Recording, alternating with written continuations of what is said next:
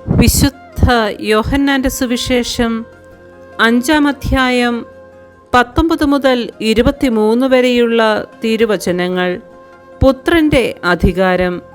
യേശു പറഞ്ഞു, സത്യം സത്യമായി ഞാൻ നിങ്ങളോട് പറയുന്നു, പിതാവ് ചെയ്തു കാണുന്നതല്ലാതെ പുത്രന് സ്വന്തം ഇഷ്ടമനുസരിച്ച് ഒന്നും പ്രവർത്തിക്കാൻ സാധിക്കുകയില്ല. എന്നാൽ പിതാവ് ചെയ്യുന്നതെല്ലാം അപ്രകാരം തന്നെ പുത്രനും ചെയ്യുന്നു. എന്തെന്നാൽ പിതാവ് പുത്രനെ സ്നേഹിക്കുകയും താൻ ചെയ്യുന്നതെല്ലാം അവനെ കാണിക്കുകയും ചെയ്യുന്നു.